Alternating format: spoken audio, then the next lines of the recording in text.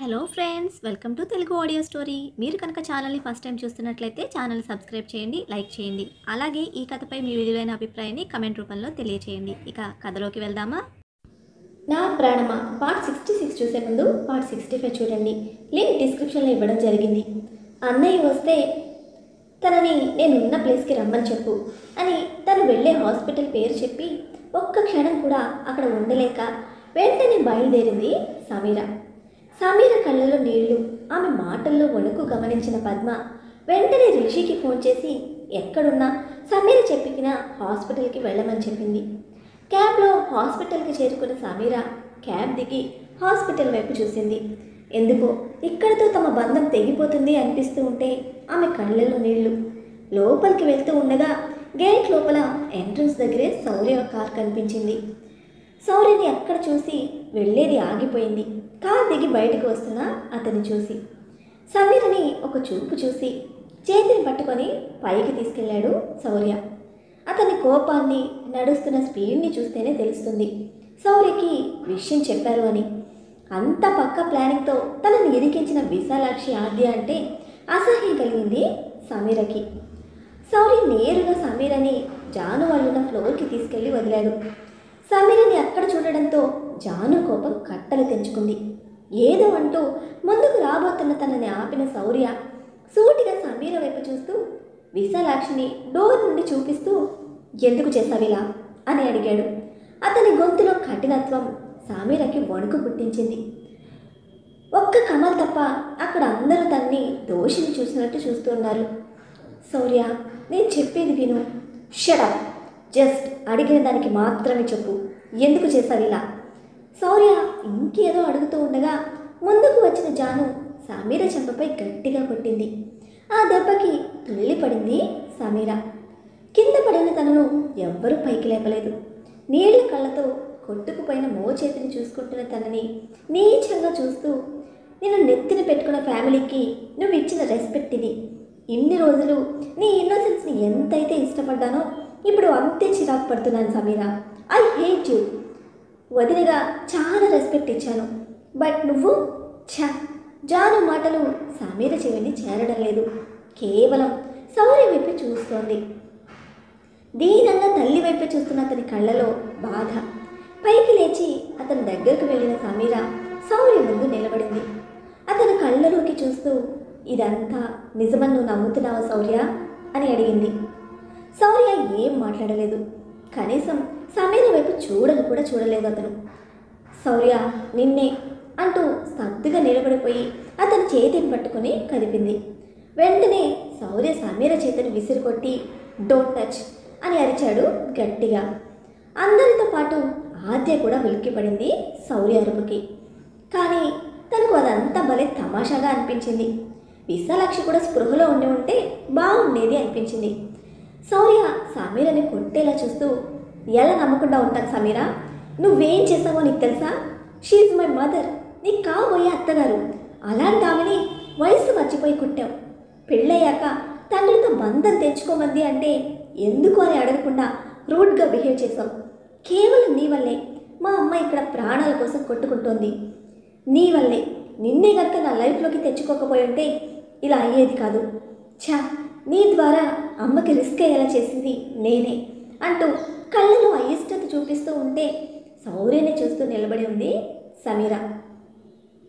ఇవన్నీ ఖచ్చితంగా అక్కడున్న ఆద్యనే మ్యాటర్ మార్చి చెప్పిందని అర్థమై, ఒకరు చెప్పేవి నమ్మేస్తావా? నేనేంటో నీకు తెలియదా అని అడిగింది ఉద్వేగంగా.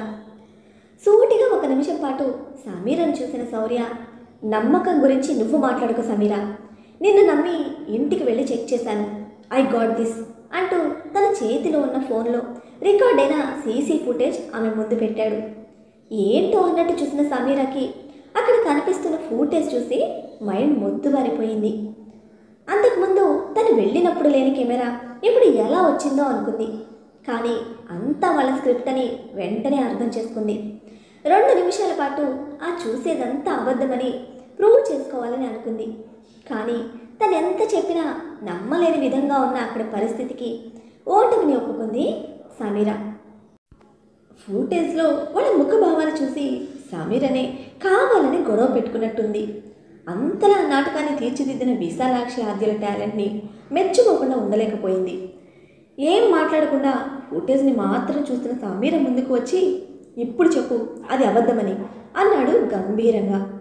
ఇంకెన్ని చెప్పినా అతను వినే పరిస్థితిలో లేడు అని క్లియర్గా తెలుస్తుంది. పెళ్ళయ్యాక నీ తండ్రి నుండి దూరంగా రమ్మంది అని చెప్పినందుకు కొట్టావు కదా? పూడుకుపోతున్న గొంతుతో మరోసారి అడిగాడు శౌర్య. అప్పటికే తమ మధ్య దూరాన్ని యాక్సెప్ట్ చేసిన సమీర ఫోన్ తిరిగి శౌర్య చేతికి ఇచ్చేస్తూ, నువ్వు నా తండ్రిని జైల్లో పెట్టించవచ్చు, కానీ నేను మీ అమ్మ అన్న తప్పుడు మాటలకి చెయ్యెత్తకూడదు, అంతేగా అని గట్టిగా నోరు విప్పిన సమీర చెంపపై గట్టిగా కొట్టాడు శౌర్య. మరోసారి తూలి పడుతున్నామని పట్టుకున్నాడు కమల్. రే, అమ్మాయి మీద చేయి చేసుకోవడం ఏంట్రా? ఏమన్నా ఉంటే కూర్చొని మాట్లాడుకోండి. నువ్వు మాట్లాడుకు. చావు బ్రతుకుల మధ్య మీ అమ్మ ఉంటే తెలుస్తుంది. నీకు తెలుసా, కొన్ని రోజుల ముందే మా అమ్మ పెళ్ళికి ఒప్పుకుందిరా. అలాంటిది ఈవిడ. శౌర్య, ఏం చెప్పాలనుకుంటున్నావు? కన్నీళ్ళు తుడుచుకొని అడిగింది సమీర. బాధ, కోపమో, విరక్తో 2 నిమిషాల పాటు ఆమెను చూస్తుండిపోయాడు శౌర్య. ఇన్ని రోజులు ఆమెతో కలిసి పంచుకున్న కలలు ఒక్కసారిగా కుప్పకూలిపోయినట్లు అనిపించాయి శౌర్యకి. ఇక్కడితో ఆపేద్దాం అనే మాట పెదవి దాటను అంటోంది, కానీ కళ్ళలో స్పష్టంగా కనిపిస్తోంది. అతని కళ్ళలో భావం అర్థమైంది శౌర్య. ఇంకెప్పటికీ నీకు కనిపించను. Thanks for everything. ఒకప్పుడు ప్రేమని పంచావు, ఇప్పుడు ద్వేషాన్ని పంచుతున్నావు. నీకేం తెలియదు, కళ్ళకు కనిపించేది మాత్రమే నమ్ముతున్నావు అని తెలుస్తుంది. కానీ రేపన్న రోజు నువ్వు నిజం తెలుసుకున్నా నీకు యూజ్ ఉండదు. గుడ్ బై అని చెప్పి వెనక్కి తిరిగేసరికి రిషి ఉన్నాడు అక్కడ. ఎప్పటి నుండి ఉన్నాడో తెలీదు, లేదా అప్పుడే వచ్చాడో తెలియదు, కానీ అన్నయ్య అంటూ రిషిని గట్టిగా హత్తుకొని ఏడ్చేసింది. ఏమైంది సమీ? సమీర తల నిమురుతూ అడుగుతున్న రిషిని చూసి కన్నీరు పెట్టుకున్న జాను, రిషి అంది బాధగా. జాను కళ్ళలో కూడా కన్నీళ్లు చూసి అక్కడ ఏమవుతుందో తెలియక ఆమెను మరో చేత్తో అందుకోబోతున్న రిషి చేతిని పట్టుకొని ఆపేసింది సమీర. అయోమయంగా చూస్తున్న రిషిని చూస్తూ, ఇప్పుడే కాదు ఎప్పటికీ, ఎందుకో ఏంటి అని అడగకుండా ఆ అమ్మాయిని నీ లైఫ్లో నుండి పూర్తిగా ఎరేజ్ చేసే అన్నయ్య. శౌర్య పిడికిలు బిగుసుకుంది సమీర మాటకి. రిషి వైపు వస్తున్న జాను అడుగులు ఆగిపోయాయి. విషయం తెలియని రిషి ముఖం పాలిపోయింది. సమీ, ఏం మాట్లాడుతున్నావు? ఇన్నేళ్లలో నా అన్నయ్య మంచి కోరిన చెల్లెలుగా అడుగుతున్నాను. ప్లీజ్, వాళ్ళు మనకి వద్దు, ఇక్కడ నుండి వెళ్ళిపోదాం. సమీరా, గొడవ నీకు నాకు మధ్యలో వాళ్ళేం చేశారు? కంగుమంది శౌర్య గొంతు. సమీర కష్టంగా శౌర్య వైపు చూస్తూ, నీకు జరిగింది తెలీదు. ఇందాక ఎందుకు చేసావు సమీరా అని అడిగే బదులు అసలు ఏం జరిగింది అని అడుగుంటే నీపై రెస్పెక్ట్ పెరిగేది. నువ్వు చీ అన్నా నిన్నే పట్టుకునేదాన్ని. కానీ అంతా మార్చేసావు శౌర్య, మొత్తం అంతా. మీ అమ్మ అన్న మాటలు నీకు తెలీదు, నా నోటితో నేను చెప్పలేను. నేను అవసరం లేని కుటుంబానికి నా అన్నయ్య కూడా రాడు అని చెప్పి రిషి వైపు సూటిగా చూస్తూ, 22 ఏళ్ళు కలిసున్నాం. మన అన్న చెల్లెల బంధం కంటే నీకు 5 నెలల క్రితం పరిచయమైన అమ్మాయే ఎక్కువ అనిపిస్తే వెళ్ళు, కానీ లైఫ్లో నాతో మాట్లాడకు, నన్ను కలవడానికి ట్రై చేయకు అని నొక్కి పెట్టి చెప్పి రిషిని వదిలి అక్కడి నుండి వెళ్ళిపోయింది సమీర. రిషి నిర్ణయం ఏమై ఉంటుందా అని ఎదురు చూస్తున్న సమయంలో చెల్లెలి మాటకి విలువనిచ్చి రిషి జాను వైపు చూశాడు. నిజానికి అస్సలు అక్కడ ఏం జరిగిందో కనుక్కుందాం అనుకున్నాడు. కానీ రిషి సైలెన్స్ జానులో డౌట్స్ నింపుతూ ఉంటే తన అనుమానాలే నిజం అనుకుని, యూ చీటర్ అంటూ రిషి చెంప మీద గట్టిగా కొట్టింది.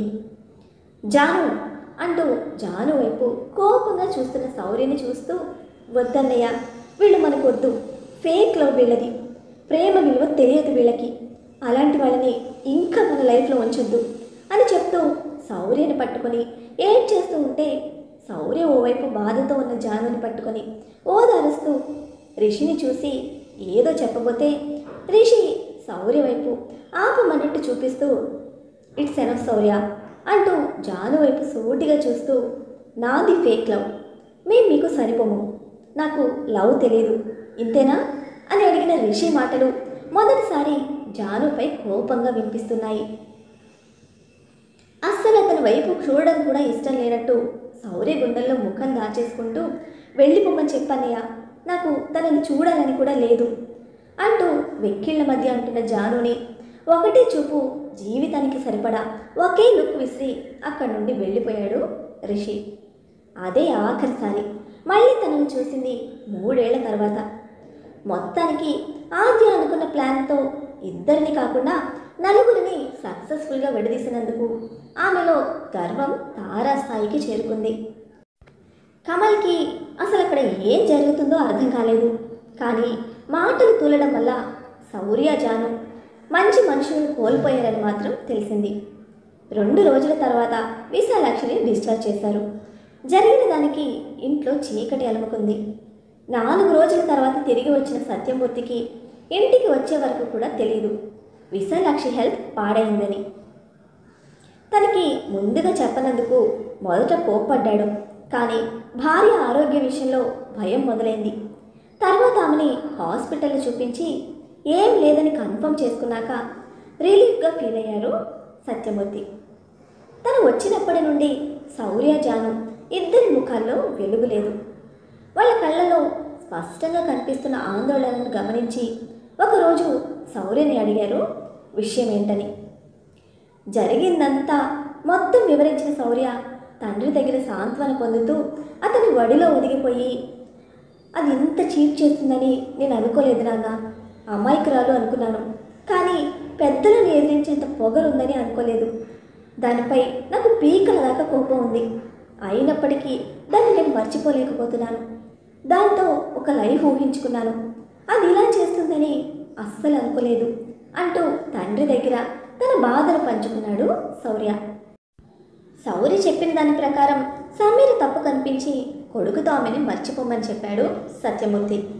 అదే రోజు కాలేజ్కి వెళ్ళిన జాను డ్రైవర్ని వద్దని చెప్పి సెల్ఫ్ డ్రైవ్ చేస్తూ ఇంటి వైపు కాకుండా ఎవరు లేని లోన్లీ ప్లేస్కి వెళ్తూ ఉండగా కార్ యాక్సిడెంట్ జరిగింది. కేవలం ఆమె ఆలోచనలు ఓడిపోయిన తన ప్రేమ మీద ఉండడం వల్ల. దాదాపు 1 రోజుల తర్వాత స్పృహలోకి వచ్చిన జానుకి తను ఇండియాలో లేనట్టు తెలిసింది. తన గురించి శౌర్య పేరెంట్స్ ఎంత బాధపడుతున్నారో కళ్ళారా చూసి రిషిని మర్చిపోవాలని బలంగా ఫిక్స్ అయింది జాను. జాను క్యూర్ అయిపోయింది అని అనుకుంది. కానీ తలకి డైరెక్ట్గా తగిలిన దెబ్బ వల్ల బ్రెయిన్లో క్లాట్ ఏర్పడింది అనే విషయం ఆమెకు తెలిసేసరికి చాలా సమయమే పట్టింది. నిజం తెలుసుకునే జానుకి ప్రాణాల మీద ఆశ కోల్పోతే శౌర్యని తనకి ధైర్యం చెప్పి ఇండియా తీసుకురాకుండా అబ్రాడ్లోనే చదివించాలని ఏర్పాట్లు చేశాడు. కేవలం సమీర ఆ రోజు రిషిని ఆపడం వల్ల ఈరోజు జాను అనారోగ్యంతో బాధపడుతుంది అని తెలిసి ఆ క్షణం సమీరపై కోపాన్ని పంతంగా మార్చుకున్నాడు శౌర్య. జానుని అక్కడే వదిలేసి తనను దగ్గరుండి చూసుకోవడానికి ఒక అసిస్టెంట్ని పెట్టి తల్లిదండ్రులతో తిరిగి వచ్చాడు శౌర్య. లైఫ్లో ఎన్ని మార్చాలి అనుకున్నా అలవాటు పడిన కొన్నిటికి దూరం కాలేమన్న వాస్తవంలో అతనికి కేవలం సమీర మాత్రమే కనిపిస్తూ ఉంటే తన కుటుంబం చెల్లా చెదురు కావడానికి, నవ్వుతూ తిరిగే చెల్లి బ్రెయిన్ క్లాట్తో మిగిలిపోవడానికి కారణమైన సమీరపై ప్రేమను దాచేసి కేవలం కోపాన్ని మాత్రమే మనసులో దాచుకున్నాడు. శౌర్య ఆఫీస్లో చేస్తున్న వర్క్ని బట్టి అతను ఎంత డిస్టర్బ్ అయ్యాడో తెలుస్తూ ఉంటే జరిగింది జరిగిపోయింది, పిల్లలు నలుగురిని కలపాలని అనుకున్నారు మనసులో. మొండిగా వర్క్ చేస్తున్న శౌర్యం చూసి ఒక నిట్టూర్పు విడిచి తన గదికి వెళ్ళిన సత్యమూర్తి భార్య ఆద్య మాటలు వింటూ బయటే ఆగిపోయాడు. ఆ రోజు ఇన్సిడెంట్ తర్వాత రిషి కొన్ని రోజులు సమీరకు కూడా దూరంగానే ఉన్నాడు. ఆమెతో మాట్లాడలేదు. ఆ రోజు సమీర మాటల్లో ఖచ్చితత్వం నచ్చకపోవడమే అందుకు కారణం. అయితే అప్పటి నుండి సమీర ఒంటరిగా అనుభవిస్తున్న నరకయాతనను కళ్ళారా చూసిన రిషి ఓ సాయంత్రం వెళ్ళి అసలు ఏమైంది అని అడిగాడు. వాళ్ళ గురించి చెప్పి రిషి దృష్టిలో ఆ పెద్ద మనిషి విశాలాక్షిని దిగజార్చడం ఇష్టం లేక ఏం లేదు అని చెప్పి డాడీని బయటకు తీసుకురా అన్నయ్య ప్లీజ్ అని వేడుకుంది.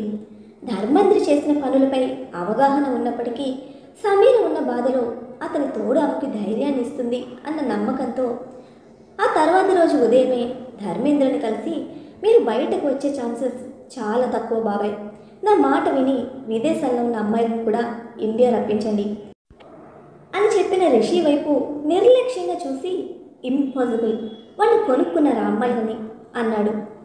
కొంచెం కూడా సిగ్గు లేకుండా అలా ఎలా చెప్తావు బాబాయ్?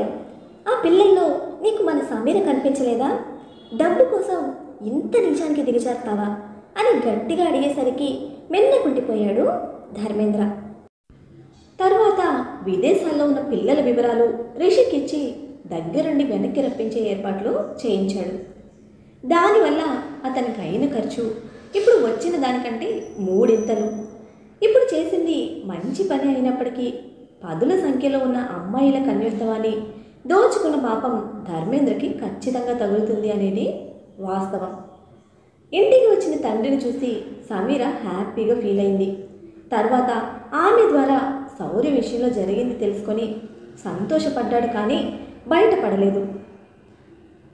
ఇంకెప్పటికీ ఇద్దరినీ కలవకుండా చేయాలని గట్టిగానే కంకణం కట్టుకున్నాడు.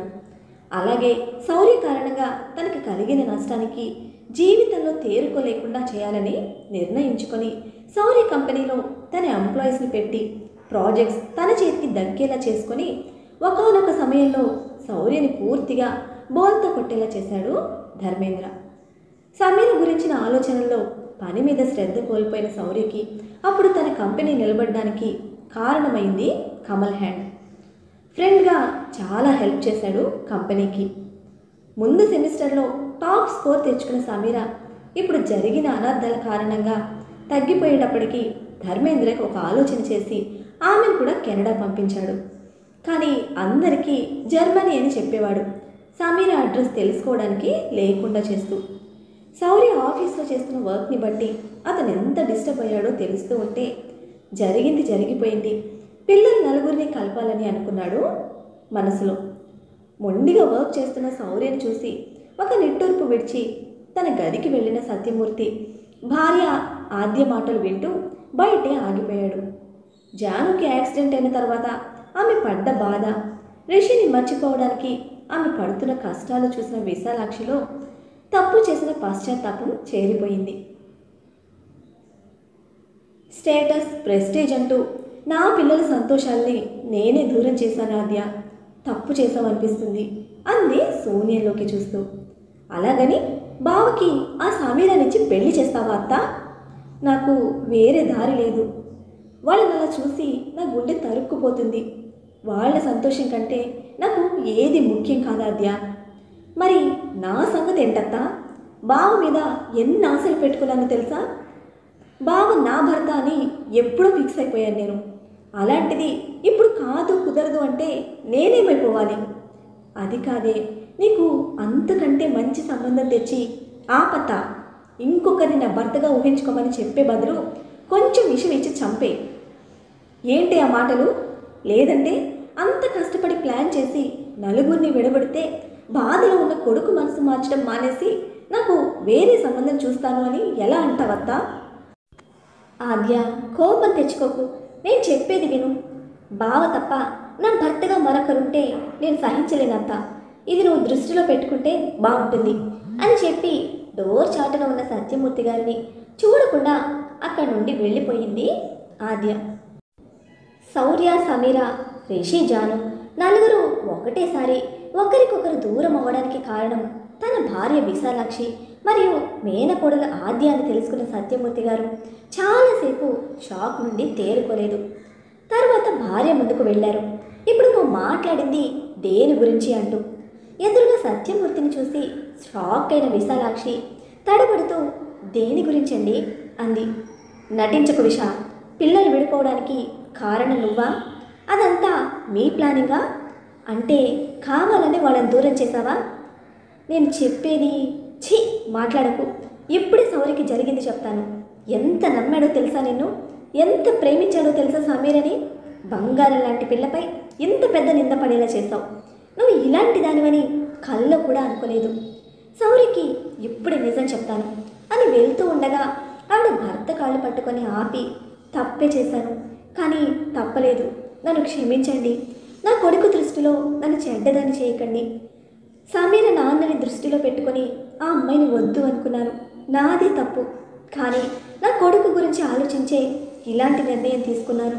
అని ఏడుస్తూ చెప్పినా ఆమె బాధలో న్యాయం ఉందని అనిపించి, కానీ ఆమె ఎంచుకున్న మార్గం వల్ల నలుగురు బాధపడటం చూడలేక, శౌర్యకి నీ తప్పుందని చెప్పను, కానీ ప్రేమించిన అమ్మాయిని వాడు దూరం చేసుకొని రోజు బాధపడితే చూడలేను అని చెప్పి అప్పటికే బార్కి అలవాటు పడ్డ కొడుకు దగ్గరకు వెళ్ళి జరిగింది చెప్పకుండా, సమీర వల్ల ఎలాంటి పొరపాటు జరగలేదని నేను నమ్ముతున్నాను కన్నా, ఆ అమ్మాయి పరిణితి చెందిన అమ్మాయి, నువ్వు తనకి దూరంగా ఉండాల్సిన అవసరం లేదు. ఏం మాట్లాడుతున్నారు నాన్న? అది అమ్మని కొట్టింది. ఒక్కసారైనా ఆలోచించావా? కనీసం గట్టిగా మాట్లాడని అమ్మాయి మీ అమ్మని ఎందుకు కొడుతుంది అని. అప్పటి వరకు లేని సీసీ కెమెరాలు కరెక్ట్గా అదే సమయంలో హాల్లో ఫిక్స్ అవ్వడం, 2 రోజుల్లో ఇలా జరగడం ప్లానింగ్లా అనిపించడం లేదా? తండ్రి మాటలతో ఆలోచనలో పడ్డ శౌర్య ఎవరు చేసుంటారు అని అడిగాడు. చూచాయిగా విషయం అర్థమవుతూ ఉంటే ఏం మాట్లాడిన తండ్రి ముఖంలో భావాలు అర్థమైనట్లు వెంటనే ఆద్య దగ్గరికి వెళ్ళాడు శౌర్య. మరిప్పుడు శౌర్య చేతిలో ఆద్య పరిస్థితి ఏం కానుంది? ఆద్య విశాలక్షల ప్లాన్ని శౌర్య తెలుసుకుంటాడా? నిజం తెలుసుకుంటే శౌర్య రియాక్షన్ ఏమిటి? ఈ పరిస్థితిని ధర్మేంద్ర ఎలా వాడుకొనున్నాడు తెలుసుకోవాలంటే నెక్స్ట్ ఎపిసోడ్ని ఫాలో అయిపోండి. అలానే ఈ ఎపిసోడ్ని లైక్ చేయడం మాత్రం మర్చిపోకండి. Bye friends.